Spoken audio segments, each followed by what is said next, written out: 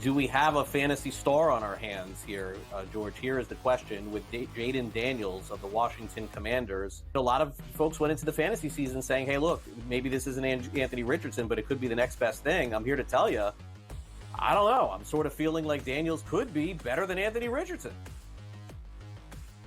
I don't know if I'm going to go there yet, all right, but I think he's in the conversation, yeah.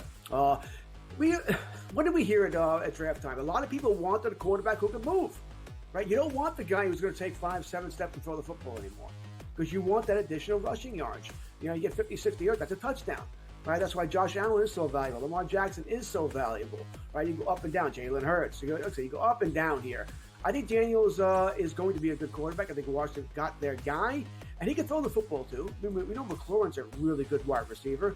It may not be much else there. We'll see what McCaffrey can be. Luke McCaffrey can be there in time. But, you know, I do have hope for him. I think at season's end, he's going to be a quarterback one. It may be a low-end quarterback one, but a quarterback one nonetheless. Yeah, I was really impressed watching him in that game. All right, now Anthony Richardson, look, he's going to have a big year. He's going to have a big fantasy year. There's no question about it. I don't know about the long-term viability here. And look, give him credit. He hung in there with the Houston Texans. My fear for him, George, is that when you go back and you watch film, if you protect the deep ball against Richardson, he could hurt you with his legs. And that may be where all of his fantasy value is coming from. I cannot see him throwing 2 70-yard bombs like he did again. That should come in time, right? Practice time, I think he will get better here. I think Richardson's going to be fine. Does need to learn how to avoid hits. All right. Once again, that hit. Remember that hit from Tua last night? He initiated it. Slide. The rules are made for you not to get hit. Take advantage of them.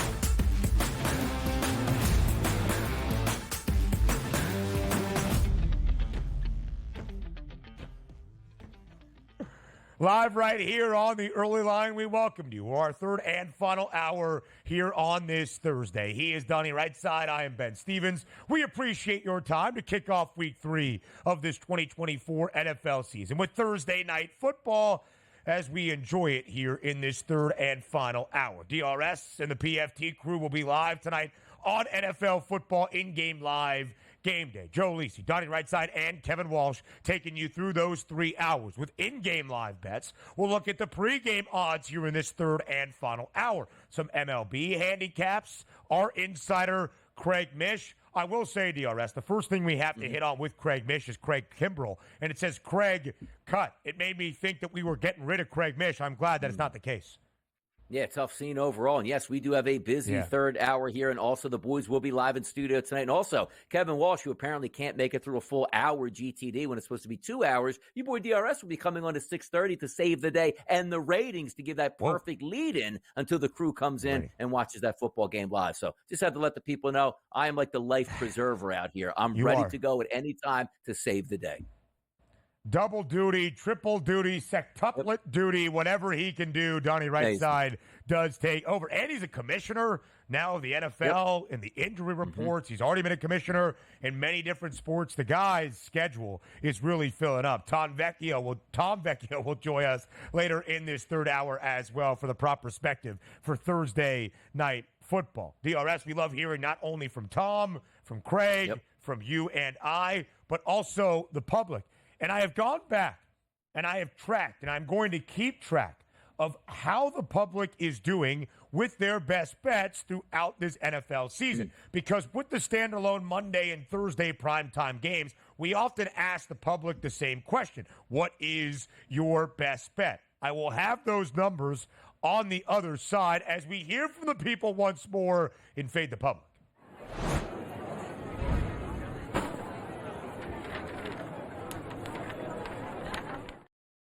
At SportsGrid on Twitter, what is the best bet for Thursday night football? The Jets laying near a touchdown at home. The Patriots, an underdog. They are 1-0-1 against the spread. Short total, 38.5 to the over or 38.5 to the under. Here is what the public has decided today, DRS, with what is their leading vote getter. And this is what we are going to track throughout this football season. When we look at this number, as I track down the poll results, the public is going with the under at 38.5%, at 37.5, and then more than 33% of the vote, the Patriots plus 6.5. Before we learn if we truly should fade the public, DRS, did you? Look, I'm with the public tonight. And quite frankly, I think the public is on the right side on both ends of these arguments. If you take a look at the Jets, minus 6.5 or plus 6.5. The Jets minus 6.5, 19.8%. The Patriots plus 6.5, 33.2%. I do agree with that. I'm leaning more towards the points tonight. Not really too much of a side better anymore. That's probably the way I'd go. Now you're looking at the over 38.5 or under 38.5. 9.5% on the over. That makes sense. The heavy majority and the winner of this poll was the under 38.5. Because if you're just trying to play this out and keep it simple in your mind, if this game ends up 24-21, so be it at that point. But if we're looking from a Jets lineup perspective and saying, all right, what am I getting out of the Jets tonight? Do they really have to go 5 wide receivers and press it down and throw 50 times? Like, no, they can hand the football off, get their first downs, kick field goals, score a touchdown or two, and probably comfortably win this game. Because the one thing we know about the New England Patriots, that offense is never going to open up. They're terrible at the wide receiver position. They're banged up on the offensive line. They have a quality running back who can move the sticks, which means that's probably where you're leaning it. And a quarterback in Jacoby Brissett that I've already said, not really the game winner, but more of the game manager. It just screams to me that this game probably is going to stay under the total just by the type of lineups we're getting on both sides. The tempo, I just don't think it's going to be there for an over tonight. I don't. Yeah, and you could see the game plan as well, DRS, and we've seen that from New England, a team we did not expect to be very good this year. The Patriots entered the year with the lowest win total around the National Football League, 4.5. That win total already up to 6.5 because they stole one on the road in Cincinnati with the largest spread against them of week 1, 7.5 points, and they won outright. So New England has been good. They did not cover last week necessarily, but they also didn't lose. They pushed as a 3-point home underdog, losing to Seattle in OT, 23-20. And earlier in the week, that was 4.5 points in favor of the Seahawks. So the Patriots have been a much better cover team, even in just 2 weeks, than we expected. All right, now for should we truly be fading the public? So, Donnie, we have had, with a public poll of asking what is the best bet, a couple of games this year. The Thursday night opener, Chiefs, Ravens. Public like the Ravens +3 as their favorite side. Of course, Kansas City, because of Isaiah Likely's toe, did cover that game. Then the first Monday night football game of the year. The most votes went to San Francisco, laying 3.5, so that was good. The public is 1-1. For a short week Thursday night football game, the public liked Buffalo as the road underdog in Miami. Buffalo won outright. Good. 2-1 for the public. Monday night football, the public like the Eagles laying 5.5. Of course, the Falcons, with the dramatic comeback, did win outright. So the public is 2-2 in their picks for their favorite and best bets entering a primetime game. The leading vote getter of the public right now is under 38.5. We shall react. Sadly, you won't be here on Friday, but with Joe Ranieri to how the public is going. Because the poll is labeled Fade the Public. And we often think, all right, we don't want to be a public Joe Schmo just looking at where things are, so we like to fade the public. So far, the public in even 2 for 2, or 2-2 through their first 4. Yeah, the public's got to win sometimes, because if the public never won, all you would do is bet against the public, and there'd be no places to place your bets. FanDuel wouldn't exist at this point because everybody would win every single night. Just like yesterday I talked about in Major League Baseball, Detroit Tigers with Tarek Skubal on the mound. They were into the public side yesterday. The Sharps were hitting it the other way. The public won decisively there, and there's a chance they can do it again tonight. Also, the 38.5 is a low number, but it's not those 35.5s, 36.5s that you say, my goodness. I mean, one touchdown one way blows this thing up, and especially if it happens early. You can still get a decent pace in this game and stay in the 30s, and that's what we're looking forward to. More field goals. If you get in the red zone, stop with the touchdown. Just kick a field goal or two. You even saw last week a high-powered team like the Detroit Lions. Ben, they got into the red zone 7 times. Remember what that final score was? 20-16. That would stay under this total here. I just look at it that way. And again, if you tip your cap, if both teams get in the 20s, they blow it out, it is what it is. But also Thursday nights have a tendency, primetime games have a tendency to stay under. And that's what I'm going with tonight. We did see an under, of course, last week in Miami. That was a different game, though, with Buffalo scoring all 31 points by the time we were early in the third quarter. DRS, it is interesting for the New York Jets in this spot. We have talked logistically their schedule.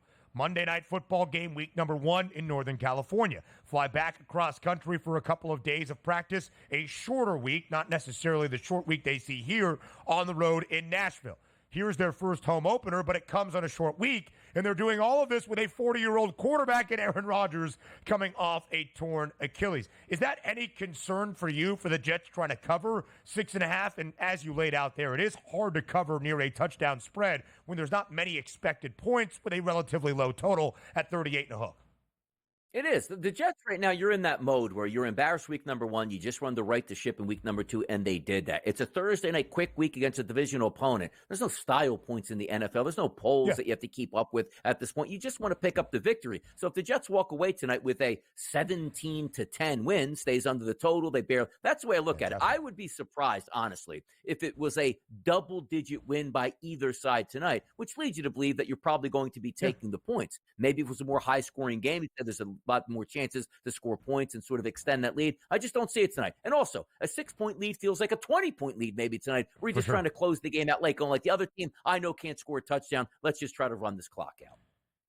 The Patriots really haven't played from behind this year. If they do they have to trust Jacoby Brissett more? The Pats, one of those 8 teams that have covered as a 6-point underdog or greater this year, 8-0 against the spread. The daily basis with Craig Mish next.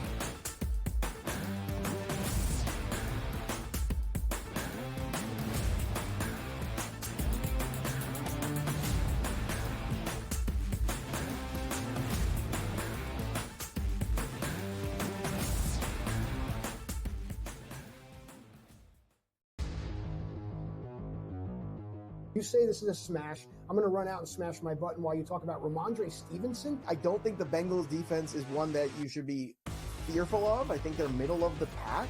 You know, they've lost the Bateses and some of those guys over the years that you used to fear. They got a lot of young kids in there who have some talent.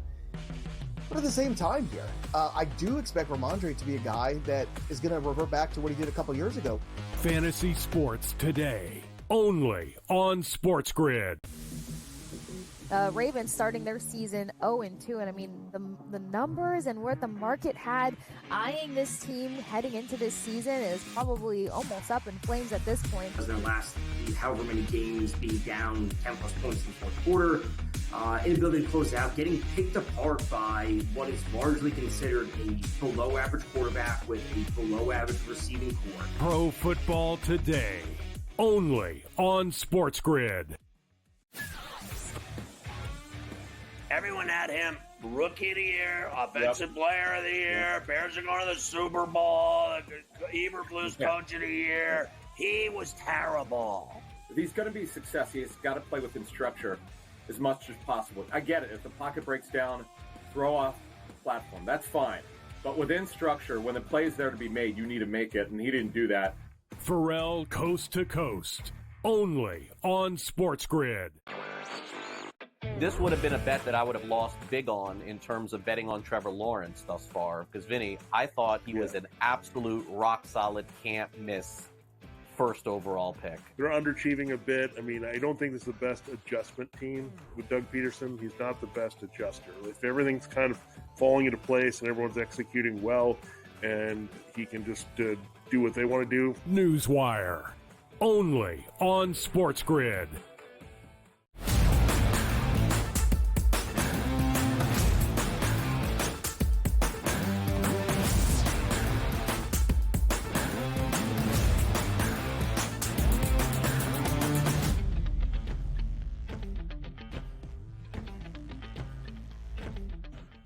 Live right here on this Thursday on the early line, our MLB insider Craig Mish is here, the host of Newswire, and a guy that has a pulse in college football as well as we get you ready for week number 4. Craig, you know what the rule is. When you started talking college football, I was hoping you had heard something from those donors in Gainesville, but we shall see. We'll see what happens on Saturday in Stark Vegas for Florida and Mississippi State. But maybe you have some more news for us as we look at the official home stretch. Just about 10 games remaining for every team around Major League Baseball. A week and a half remains of this regular season. Yeah, I mean, in Gainesville, they probably have a GoFundMe going. They put things on OfferUp, Mercari, eBay, just trying to get as much as they can to figure out the buyout. Beyond that, I got nothing for you. Life goes on in the SEC this week. Yet, you have nothing for us, Craig. That I am sure of. But let's make sure that in these final few weeks of this MLB regular season, with so much that can determine the postseason outlook in either league, we touch them all today. It's time for the Daily Bases.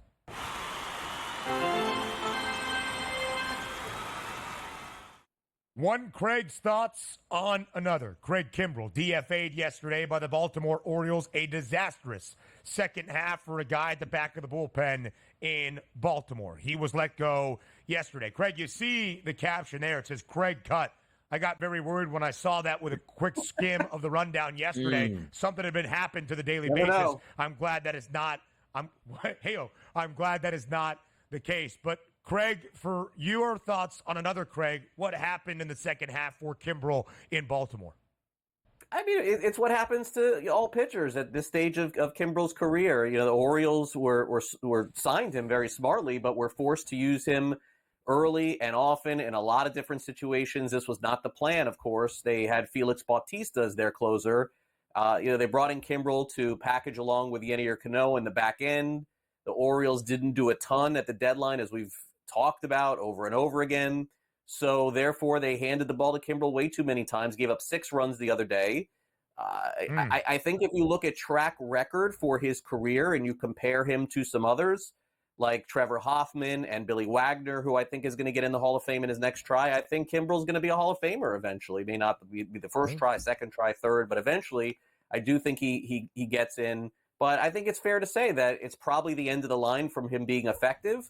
Now, Ben, I would say this. If Kimbrell wants to pitch for another 2 or 3 years, coming in the 6th inning, maybe in some losing situations with the White Sox or some other team, he absolutely will get signed and he can continue to pitch. He can, if they got to tear the jersey off him, this is what happens in baseball. But as far as him being an 8th or 9th inning guy in the future, I think we've seen the end of that. In all walks of life there, Craig, they always say in different sports here, looks like he lost his fastball, and looks like Craig Kimbrell indeed lost his fastball. If we are flipping over to the AL here, the standings, looks like we're going to have a matchup in the playoffs that's going to come right down to the wire. If we're just focusing here on the AL top teams, the Yankees, Guardians, Astros, we don't think anybody's going to challenge them. But my goodness, the Detroit Tigers here, Craig, sit a half game out of a playoff spot, surging up the standings. The Royals are falling back. The Twins are trying to hang in there. The Baltimore Orioles look like they're going to the playoffs, but we have some fun left in the tank in the AL. Who gets in, Craig, here? Who are those final spots? Yeah. This is the time of the year where people stop paying a lot of attention to baseball, unfortunately. But if you are paying attention and you're watching the teams that are hot, there's certainly a chance that a team like Detroit not only gets in, but also goes far. Like, you really have to monitor this sort of stuff. I may take a shot here on them getting to the ALCS or even further than that. I mean, the odds are just so long at this point, but there's no team playing better baseball. And the team that is hot at the end of the season generally goes the furthest. Now, again, it doesn't apply to all teams here, but the Tigers right now are playing phenomenal baseball, pitching incredibly. They're dominating right-handed pitching also. Riley Green has done well. Kerry Carpenter has done well. So I kind of like what I'm seeing with the Tigers. They may not even make the playoffs. Certainly that's possible too. But if I'm placing bets on anything, give me the team that is the hottest, that's a game or two out, and I'll ride with them to see how far they go. Detroit 18-7 since August 22nd when they were 4 games below 500. The Tigers trying to snap a decade drought from postseason baseball. It would be their first playoff berth since 2014. Craig, Donnie asked you for the American League who gets in. I ask a similar question in the National League. The Mets and the D-backs tied for the final 2 spots. The Padres in front by 2.5 games for the top spot in the wild card chase. And the Braves now a full 2 games back. Are the 3 wild card teams currently in those spots, or will this look different in about 10 days' time? Yeah, this one is a little silly to handicap because you have the Mets and Braves playing each other next week. So it's, we'll be back on the show. That's when we can really break this all down. You have a juicy head-to-head matchup. one team wins 3, the other team loses 3, that team's getting in. I mean, there's only going to be 3 games left after that point. So I think we should probably reset this one and touch on that series next week, because that's going to determine it. Okay. How about this, though? Minnesota and also Cleveland coming down the stretch where the Twins desperately need a victory today. It's roughly a pick-em. Woods Richardson will be on the mound for the Twins versus Quintillo for Cleveland. Cleveland's got things basically wrapped up in the division. What are we seeing today? Could the Twins be in for a win today?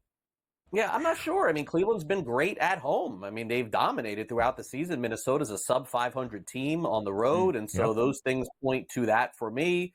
I certainly think there's a shot that Cleveland ends up winning today. But, guys, we've reached that point in the season where you need to understand what's happening here. When a team clinches in Major League Baseball, more often than not, you don't see full lineups the next day. You need to pay attention to this stuff. The Brewers, the Yankees, the guys, this is going to be going on for the next 7 days or so. This is an instant fade on every team that clinches the postseason and has that party that night. You don't know what the lineups are going to look back, but you have to do it. Look, there's no guarantees in sports betting. There's no guarantees in life. But more often than not, at the very least, those teams want to give the players the day off after clinching. It happens a lot. They even pull guys throughout the game. Look for that between now and next Saturday. It's a really good opportunity, I think, as we come down the stretch. The Milwaukee Brewers, the first team to clinch a division, start a 4-game set at home today against the hungry Arizona team that is trying to stay afloat in the wild card chase. Brandon Pfaadt and the D-backs, just a very short road favorite in Wisconsin. Craig Mish, great insight as always. More MLB handicaps next.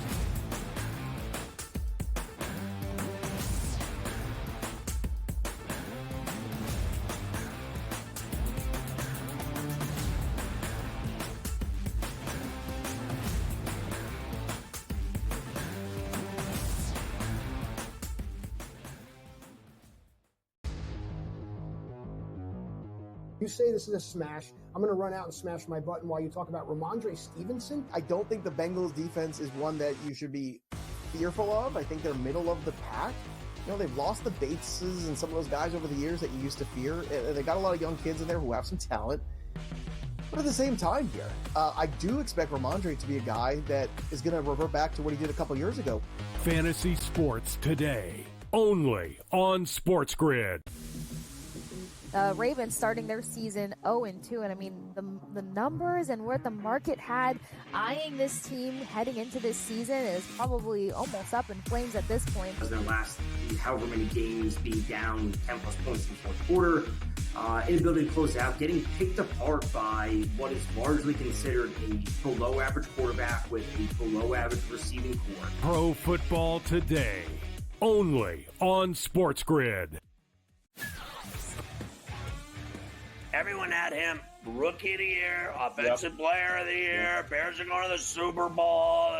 Eberflus coach of the year. He was terrible. If he's going to be successful, he's got to play within structure as much as possible. I get it. If the pocket breaks down, throw off the platform. That's fine. But within structure, when the play is there to be made, you need to make it, and he didn't do that. Pharrell Coast to Coast, only on SportsGrid. This would have been a bet that I would have lost big on in terms of betting on Trevor Lawrence thus far. Because, Vinny, I thought he was an absolute rock-solid can't-miss first overall pick. They're underachieving a bit. I mean, I don't think this is the best adjustment team with Doug Peterson. He's not the best adjuster. If everything's kind of falling into place and everyone's executing well and he can just do what they want to do. Newswire, only on SportsGrid.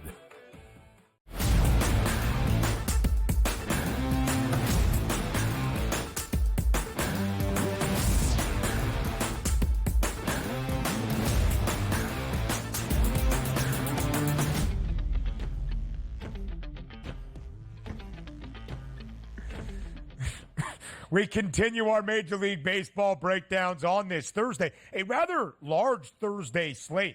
12 games around the bigs today. Most teams only have 10 left. Some single digits, teams like the Guardians, still have 11 remaining. And as we focus, DRS, on the National League wildcard chase to begin, the Mets in a comfortable spot. tied with the Diamondbacks for what would be the second and third spots in the NL wild card chase, and in those standings, now 2 games in front fully of the Atlanta Braves. But it's not necessarily an easy series for the Amazons like it was in the sweep over the Nationals. The Mets at home tonight against the Phillies, the best team in baseball, the top team in the National League. Minus 138 is now the number on the FanDuel Sportsbook. Luis Severino, the home favorite against Taijuan Walker and the Phils. Does it make sense to see New York as the home favorite tonight in Citi Field? It does, if we're just looking at the pitching matchup and not taking a look at much else here, because Taijuan Walker, the one thing we know this year, he struggled mightily with the Philadelphia Phillies and has been injured here. The Met of the past, now the Philly here of the future. He did come in last week. I think it was like 3 innings scoreless in one of those long relief appearances, which gave the Philadelphia Phillies a chance to come back and win a baseball game, and they did. So credit him on that. But as a starting pitcher, you take a look at the last 30 days, even with those clean 3 innings, 81 batters faced, a 286 ISO, and a 482 weighted on base percentage. If we look through his 351 batters that he's faced this year, it's a 248 ISO and a 401 weighted on base percentage. Maybe the only saving grace for Taijuan Walker is that Mets lineup that we project tonight hasn't hit right-handed pitching all that well. Winker, Alonso, and Vientos above average ISO power numbers. Everybody else has been below the belt. But if we do take a look at that Phillies lineup today, starting to come out of that little funk they had on offense for a while. Luis Severino, decent pitcher, struggling with left-handed batters, which puts you right in that Bryce Harper wheelhouse with a 268 ISO and a weighted on base percentage of 438. But as we talked about the Mets not hitting right-handed pitching well, the Phillies have done extremely well. If you remove Trey Turner, Alec Boehm, and Bryson Stott, everybody's above average against right-handed pitching over the past month. So instead of me taking a side tonight, I think there's a legitimate chance, even though it's a playoff atmosphere, we can go over those 8 runs and score close to double digits and cash this ticket. Yeah, 8 is that total. Philadelphia yesterday in Milwaukee losing 2-1 in walk-off fashion. The Brewers clinching the National League Central yesterday, which does lead us to what is a very interesting series that begins today, a 4-game set in Wisconsin. But the Brew Crew has already clinched the National League Central. They're 2 games behind L.A., that being the Dodgers, trying to maybe get the 2nd seed in the National League standings for October to earn that opening round bye past the wild card round. If Milwaukee does not do that, and the Mets, who have the season series tie-breaking advantage over the Arizona Diamondbacks, New York won 4 of 7 against Arizona this year, this could be our opening round matchup in Milwaukee in that wild card round. It would be the Brewers as the 3 seed, the Diamondbacks as the 6 seed. You heard from Craig Mish. Milwaukee popped the champagne yesterday, the first to claim a divisional title in MLB this year. Arizona slumping a little bit as of late, 9-12 since the end of August, at least August 25th, trying to make sure they hold on to a wild card spot. Brandon Pfaadt gets the start, and now Arizona is a road favorite. Hand up, DRS, during their commercial break. From our MLB insider's mouth to the FanDuel Sportsbook, I bet Arizona money line.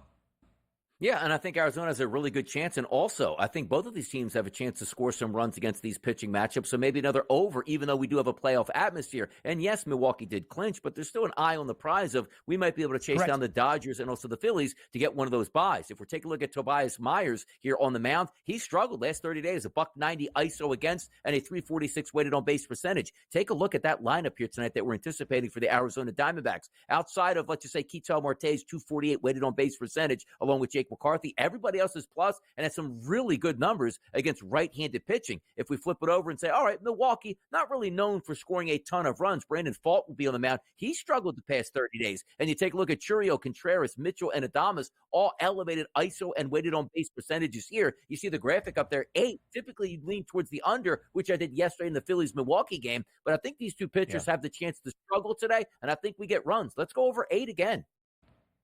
DRS, let's make it very quick here. Chris Sale and the Braves greater than a $2 favorite in Cincinnati in the rubber match against the Reds. Sale is 17-3 with a 2.35 ERA. It's the best in baseball. Can the Reds get to him at all today and pull off the upset at home?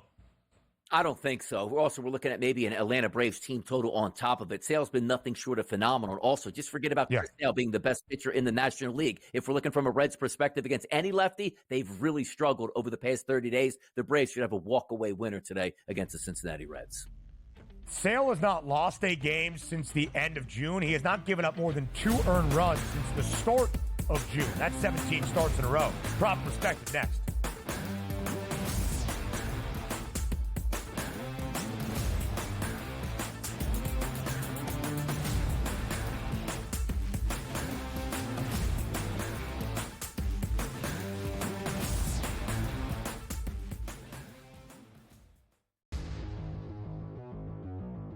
You say this is a smash. I'm going to run out and smash my button while you talk about Ramondre Stevenson. I don't think the Bengals defense is one that you should be fearful of. I think they're middle of the pack.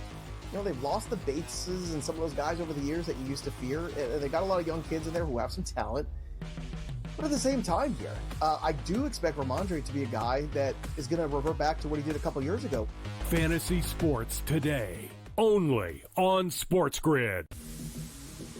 Ravens starting their season 0-2, and I mean the numbers and where the market had eyeing this team heading into this season is probably almost up in flames at this point. Their last however many games being down 10 plus points in the fourth quarter, inability to close out, getting picked apart by what is largely considered a below average quarterback with a below average receiving core. Pro Football Today, only on SportsGrid. Everyone had him rookie of the year, offensive player of the year. Bears are going to the Super Bowl. Eberflus coach of the year. He was terrible. If he's going to be success, he's got to play within structure as much as possible. I get it. If the pocket breaks down, throw off the platform. That's fine. But within structure, when the play's there to be made, you need to make it, and he didn't do that. Pharrell Coast to Coast, only on SportsGrid. This would have been a bet that I would have lost big on in terms of betting on Trevor Lawrence thus far. Because, Vinny, I thought he was an absolute rock-solid, can't-miss first overall pick. They're underachieving a bit. I mean, I don't think this is the best adjustment team with Doug Peterson. He's not the best adjuster. If everything's kind of falling into place and everyone's executing well and he can just do what they want to do. Newswire, only on SportsGrid.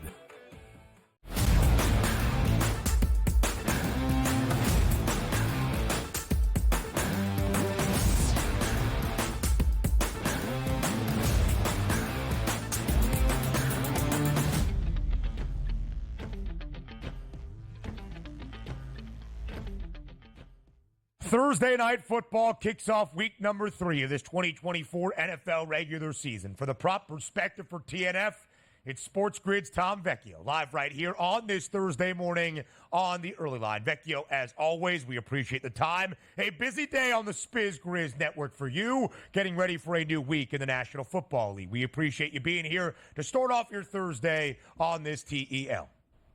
Yeah, thanks for having me. I am ready to get rolling. We have what I am anticipating to be a classic Thursday night game, Thursday night football game tonight. Probably not a whole lot of scoring, but there are still some very interesting angles we can attack. And dare I say this game starts off punt, little same game parlay up at plus 246.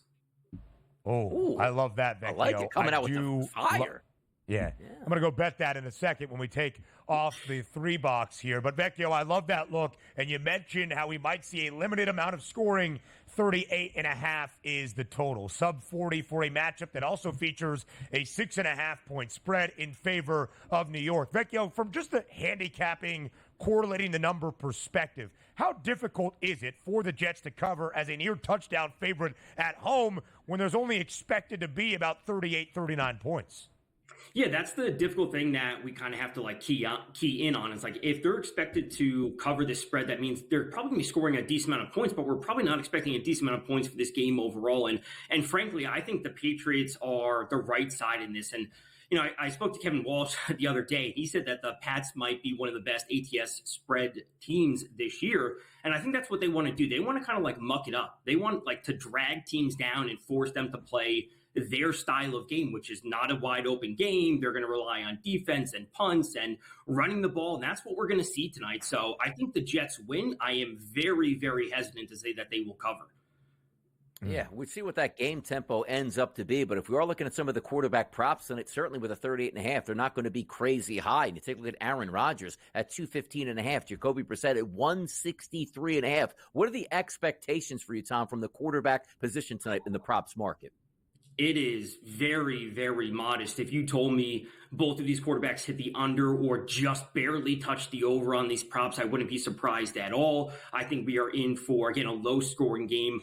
One of the quarterbacks, probably Rodgers, may hit the over on his touchdown prop, but that may simply come due to the fact that they get to the red zone and they pops a few one in. It's not going to be like a 300-yard passing game and 3 touchdowns. It's going to be like that 2-10 game and 2 touchdowns. So I am very, very, I'm tempering my expectations for everyone in this game outside of Garrett Wilson, which we'll get to in a few minutes. Yeah, I think if you're looking at the passing attack for New York, that might be the way to try to correlate it. We did see that Geno Smith threw for 327 yards in week number 2 against New England. So, Vecchio, if it's not a large aerial attack on this Thursday night in MetLife, do we focus on the ground? Let's start with New England. We know that's been the offensive game plan. Make Jacoby Brissett play clean football, take the ball out of his hands, and feed Ramondre Stevenson. Does that happen for a 3rd straight week to start this year for the Pats? I think so. Like you said, this is their game plan, and this is going to be their game plan every week. Even if they bring in Drake May, this is still going to be their game plan. Limit the quarterback exposure to limit his chances to make mistakes. They also don't have a very talented receiving core. Ramondre is the guy to trust. So I like him specifically over 16.5 attempts tonight, sitting at plus 102. They have a 57.6 rush play percentage. That's the 5th highest in the league. That's good for 37.5 attempts per game. He has 25 and 21 over the first 2 weeks. The line at 16.5, I think, seems low because it's working with the game script. They're underdogs. They probably shouldn't be in a spot to run the ball too often. But ultimately, when they get the ball, they're going to be running it. So stick with Ramondre. He's super consistent. Over 16.5, there's also a prop for him to a game special for him to rush for 25 plus in both halves. I think it's at plus 120. I think that seems pretty solid. We're not looking for too much there. Let's see if we can find some fun here in the wide receiver tight end props. And I do want to focus first off on the Patriots because you never see numbers this low. Look at the wide receiver position here tonight. KJ Osborne, 17.5. Jalen Polk, 18.5. DeMario Douglas, 26.5. Those are the wide receiving options tonight for the Patriots. Now, Hunter Henry does have a 34.5. Is there any value in any market here at the wide receiver tight end position just from a Patriots perspective for you, Tom? Yeah, it would be with Hunter Henry over 3.5 receptions. It's at plus 102. He had all those yards last week. That's great. But, even though I expect them to run the ball a lot, if they do fall behind, they're going to have to pass it. And if the Jets bring that pressure, which they can be good at, it's going to be Hunter Henry. He has a 6.2 ADOT, average depth of target, so he's not getting super deep downfield. Jacoby Brissett could look to those easy passes. So over 3.5 at plus 102, I think is probably the safest option. We're not expecting a massive amount of yards. It's just get the ball to him, try to move the chains, keep it simple. 149 passing yards for Jacoby Brissett last week against Seattle. 109 of them went to Hunter Henry, who had 8 grabs on 12 targets. Austin Hooper, the backup tight end, was the leading receiver for New England in week number 1's upset in Cincinnati. The most receiving yards for a wideout specifically for New England this year, Tyquan Thornton, week 1 against the Bengals. He had 27 yards. Brissett has not broken through 150 passing yards yet this season. Aaron Rodgers, not more than 180. So, Tom, if we're looking at the New York Jets side of things, you mentioned Garrett Wilson. Where would you attack for those wide receivers for Gang Green? Garrett Wilson is getting his first touchdown of the year at home, first home game of the year, plus 145, team high 29.3% target share. His red zone share is at 33.3%, second behind Lazard. It was tied. There was a stat change, scoring change. It wasn't officially a red zone target, but that's where I'm looking for him. Again, I'll say this time and time again, I'm of the belief quarterbacks should keep their star wide receivers happy, and that's what we need with Rodgers and Wilson. So again, a modest amount of scoring overall, but it's probably going to be coming from Garrett Wilson today. All right, let's take a look at this game and wrap it up here, Tom. Your best props tonight on the market, what will they be here? Yeah, so I'm going to be going with that Wilson TD. I also want to touch on the Rodgers under 31.5 passing attempts sitting at minus 130. He has 21 and 30 over the first 2 weeks. And ultimately, when we're looking at this game script, if Rodgers has to throw 35 or 40 times, that means something went wrong for the Jets, and that ultimately means the Pats are probably live on the money line. So when I'm trying to work these things together, Wilson scores, Rodgers manages the game well, get Braylon Allen, Breece Hall involved. They have a nice little bit of split, modest production overall, and they keep things simple. Because again, if Rodgers has to throw for 300 yards, you might as well just be taking the Pats on the money line at that point. It's a really good point, Vecchio. It would go opposite the game plan, not only for New York, but also New England. If the Patriots are going to keep this game close within that 6.5-point spread, the game script has been completely off if Aaron, who has not thrown the football more than 31 times in a game or more than 30 times in a game so far this year, has to do so tonight. So let's look at these two teams and their season outlook overall. Of course, we know the expectation for the Jets. Snap a 13-season playoff drought.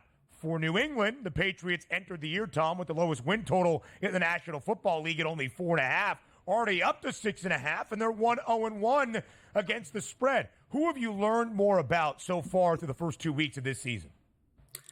It's probably the Jets, and it comes down to, I spoke to Kevin about this on Tuesday, and, it comes down to Braylon Allen. And I think he's a really interesting option because there's like an unknown factor. And what I said to Kevin was like, Rodgers just may like Braylon Allen. And while he may not be like a player that plays on a high percentage of snaps, if he's out there, it may be the goal to get him the ball. And that takes away usage from Breece Hall and Garrett Wilson, and Lazard is a longer shot in some of these games. So if the Jets are looking to spread out their offense, that may not be exactly what we anticipate coming into the season. We expect it to be a very, very high concentration for Wilson, Breece Hall, and then some of the other options. But Braylon Allen looks good, and he could be throwing a wrench into things a little bit. Vecchio, quickly here, when's the last time you remember not only the lead running backs, but the backup running backs also having a rushing plus receiving yards number? Antonio Gibson and Braylon Allen both have those props tonight. I mean, the closest comparison would be Gibbs and Montgomery in Detroit, although Montgomery's not a big receiving back. They have like a good 1A, 1B kind of punch going there. It is very interesting, to say the least. More prop perspective for Thursday Night Football with Tom Vecchio across the SportsGrid network on this Thursday. Tom, as always, we appreciate the time. Best bets for TNF next.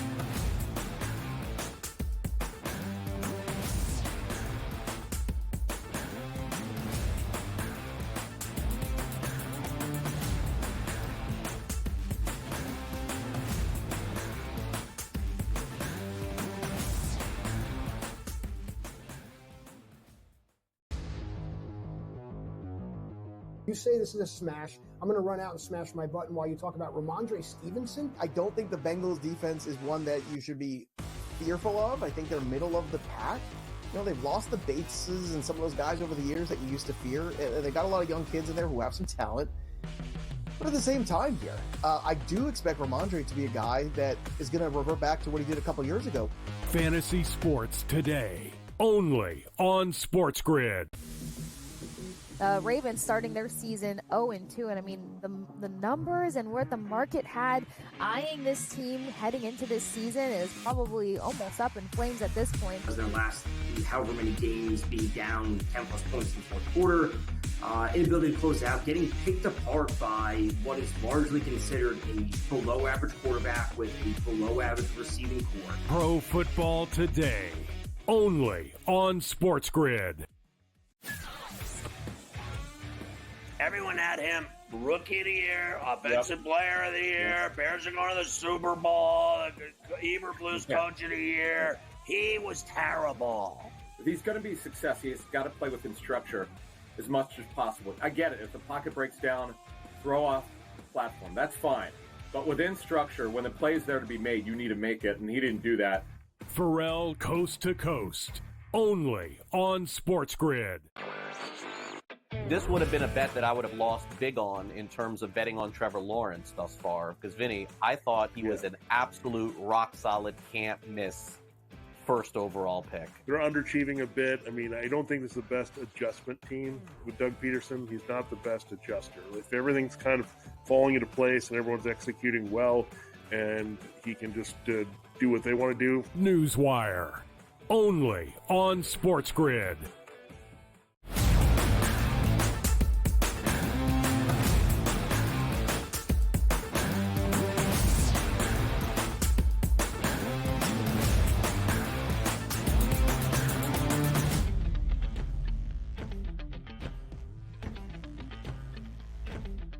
We continue our deep dive and our breakdown into the start of week 3 of this 2024 NFL season. Thursday Night Football at MetLife in East Rutherford, New Jersey. The Jets will play host to the New England Patriots. 2 consecutive divisional duels on the short week Thursday night football games to kick off 2024. DRS, the Jets, a 6.5-point favorite at home.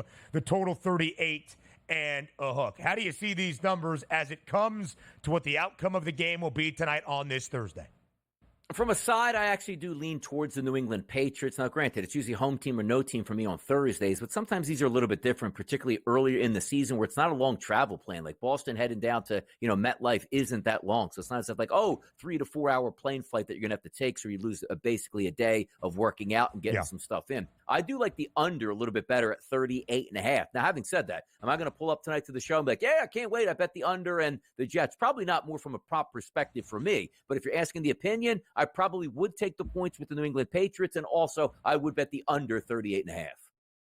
Yeah, DRS, I think it's hard to fault that kind of correlated handicapping strategy. And again, we have seen underdogs have their day the first 2 weeks of this year. Underdogs of 5 points or more, 9-1 against the spread, 5 outright victories. That includes what Atlanta did on Monday night. The Patriots part of a group that has been an underdog of 6 points or more. And in that group, they are a perfect 8-0 against the spread. New England won outright as the largest underdog of week number 1 in Cincinnati. Underdogs have been covering at a very high clip to start this season. Will it continue here into week 3 on the very first game? As you try to correlate the numbers, though, from the handicapping perspective, just think about it realistically and logistically. If the game is only going to feature 38 points, around that total of 38.5, or let's just say sub 40 to make it that even number of 40. How can the Jets cover as near a touchdown favorite? Now, it's under a touchdown. They could win 17-10. They could win 21-14. We could stay under that number, but you don't really have a ton to try to cover as a hefty favorite with a low total. And last year, Donnie, you heard Vecchio mention it in his conversations with Kevin. I think it's a very fair point to bring up based on where New England is and maybe even evaluated after 2 weeks. The Patriots entered this year with the lowest win total in the National Football League at only 4.5. They are 1-0-1 against the spread so far. Last year, as an underdog 12 times, just 4-7-1 ATS. But the way New England is playing to start this year, Jacoby Brissett's not going to throw it often. They are going to feed Ramondre Stevenson and even Antonio Gibson on the ground. They are going to try to shorten games. They are going to establish the run. They're going to keep games closer just because of what the flow looks like. Yes, and you're right about that. It's a good point you bring up because sometimes we'll take a look at 2 teams that are high flying. And what's always the moniker we use, Ben? No lead is safe. Even if you have 14 points, you got to keep your foot down here and make sure you put this football game away. Well, in the second half, if a team is up 14-10, putting the team away just means like handing the football off and saying like, oh, you only have 4 minutes to go 80 yards. There's no way you can do that because you operate like a snail, which technically New England does. That's the opportunities that you want to look at tonight where if you are the Jets, you don't feel the need. Like, let's just say, Ben, again, you're up 3 points, right?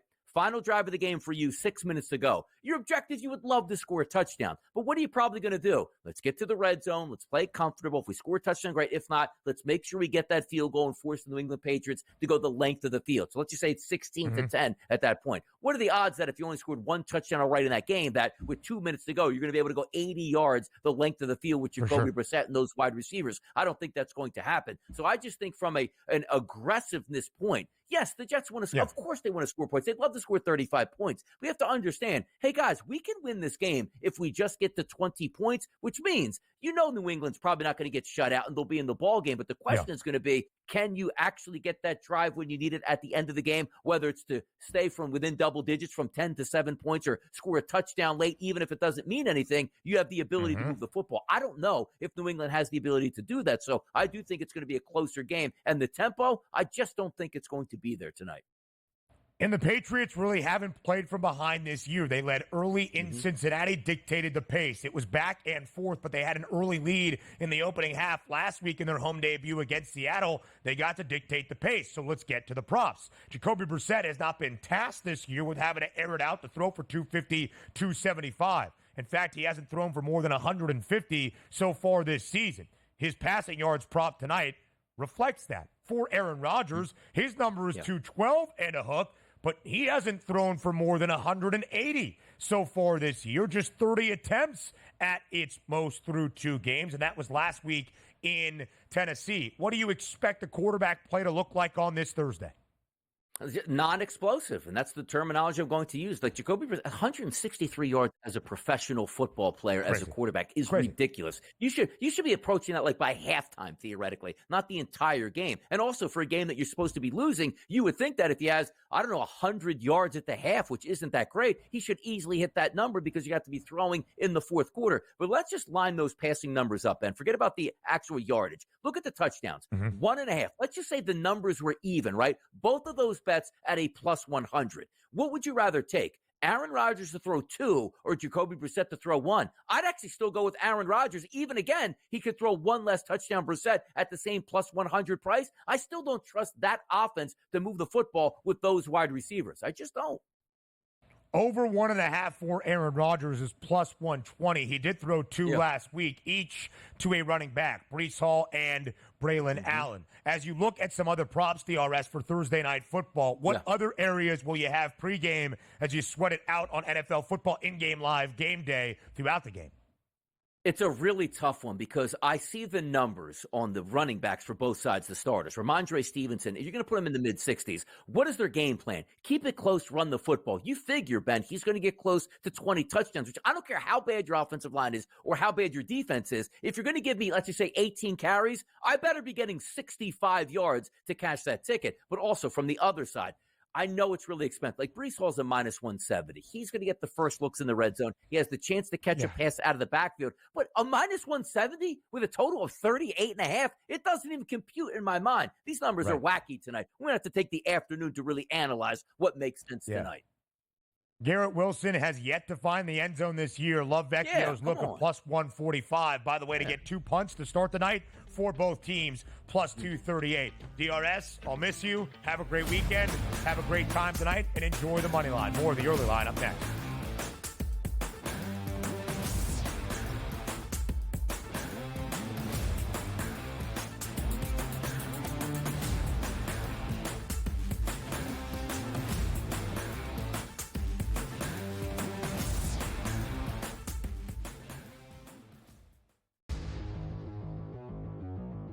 You say this is a smash. I'm going to run out and smash my button while you talk about Ramondre Stevenson. I don't think the Bengals defense is one that you should be fearful of. I think they're middle of the pack. They've lost the Bateses and some of those guys over the years that you used to fear. They got a lot of young kids in there who have some talent. But at the same time here, I do expect Ramondre to be a guy that is going to revert back to what he did a couple years ago. Fantasy Sports Today, only on SportsGrid. Ravens starting their season 0-2, and I mean the numbers and what the market had eyeing this team heading into this season is probably almost up in flames at this point. Their last however many games being down 10 plus points in the fourth quarter, inability to close out, getting picked apart by what is largely considered a below average quarterback with a below average receiving core. Pro Football Today, only on SportsGrid. Everyone had him rookie of the year, offensive player of the year. Bears are going to the Super Bowl. Eberflus coach of the year. He was terrible. If he's going to be success, he's got to play within structure as much as possible. I get it. If the pocket breaks down, throw off the platform. That's fine. But within structure, when the play's there to be made, you need to make it, and he didn't do that. Pharrell Coast to Coast, only on SportsGrid. This would have been a bet that I would have lost big on in terms of betting on Trevor Lawrence thus far. Because, Vinny, I thought he was an absolute rock-solid, can't-miss first overall pick. They're underachieving a bit. I mean, I don't think this is the best adjustment team with Doug Peterson. He's not the best adjuster. If everything's kind of falling into place and everyone's executing well and he can just do what they want to do. Newswire, only on SportsGrid.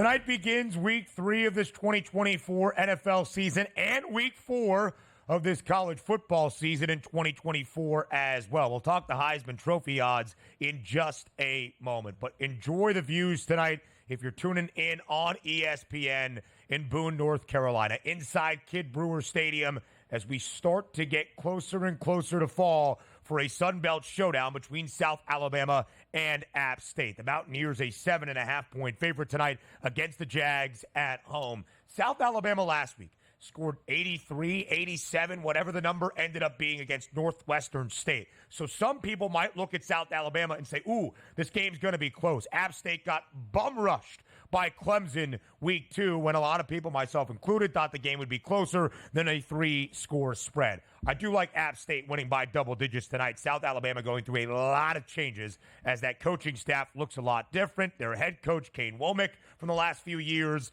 now in Tuscaloosa as the defensive coordinator under Kalen DeBoer. Anyway, let's talk Heisman Trophy odds, because one of my favorite things about a college football season is how drastic the odds can be. Not really in national championship markets or in conference titles, because the expected favorites often are, unless we see some chaotic upsets, Florida State in the ACC. But Heisman Trophy odds, based on one individual performance on one single Saturday, can move drastically. And we have seen that each and every week as we enter week 4 here of this college football campaign. Dillon Gabriel, the new quarterback in Eugene for Oregon, started the year as the favorite, plus 550, a short number. Frankly, you should never bet a Heisman Trophy favorite that has that short front-running price before the year gets underway. After Dillon Gabriel and his Ducks, despite him throwing for nearly 400 yards, was tested by Idaho week 1, he moved back. We had co-favorites, Gabriel alongside Jackson Dart, who was phenomenal against Furman, and Cam Ward. They were co-favorites, but then after Texas and Quinn Ewers go into the big house against Michigan, Ewers throws for 3 touchdowns and nearly 250 against a really good defense in the maize and blue. Ewers becomes the favorite after week 2, entering week 3. Then what happens week 3? Ewers gets injured in the opening half. Arch Manning becomes the Heisman favorite. I kid, but he did get up to a 25-1 number after being 210-1 as he had 5 total touchdowns against UTSA. Ewers moves back, and Cam Ward, who continues his magnificence at Miami to start, is now the favorite. And Ward should be plus 450. Here are the stats so far this year for Cam Ward, the second leading passer in college football, only behind Jackson Dart. Already over 1,000. 3 quarterbacks have thrown for more than 1,000 yards at the FBS level. Dart, who has the most, Cam Ward, and TCU's Josh Hoover. 12 total touchdowns for Cam Ward to only 1 interception and a 73% completion percentage to begin this year. Ward has thrown for at least 300 in all 3 of Miami's wins to begin this season. And the Hurricanes have been nearly perfect covering numbers, depending on where you got the spread week 2 for the Canes against Florida A&M. They are either 2-1 against the spread, missing out by the hook, or 3-0 against the number. Would I advise you to jump in on Cam Ward right now?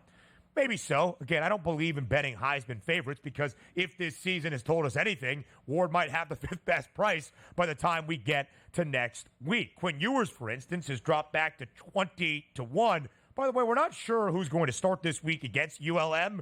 It could be Arch Manning. They haven't made the determination just yet. Could be Quinn Ewers. They don't really need Quinn. Next week, they host Mississippi State.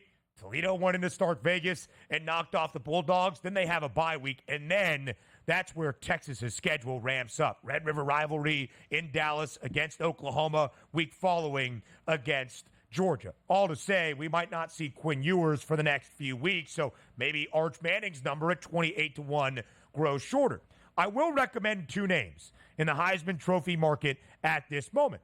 Listen, I think you're getting value on Dillon Gabriel. He was the preseason frontrunner. I don't advise that short price at the time, but Oregon is still putting up historical offensive numbers. In Gabriel, his completion percentage entering last week was 83%. It looked like Bo Nix's, who had the greatest completion percentage we have ever seen in a full FBS season a year ago. He's now at 9-1. And I already bet Jalen Milroe at a 10-1 number following week 1. He's got that tied second best price alongside Jackson Dart at a 6-1 number. Milroe is the only Alabama quarterback ever to start the year with 3 consecutive games of 2 passing touchdowns at least and 2 rushing scores. He's going to fill it up from a total touchdown perspective. The early line returns for a Football Friday tomorrow at 8 a.m. Eastern.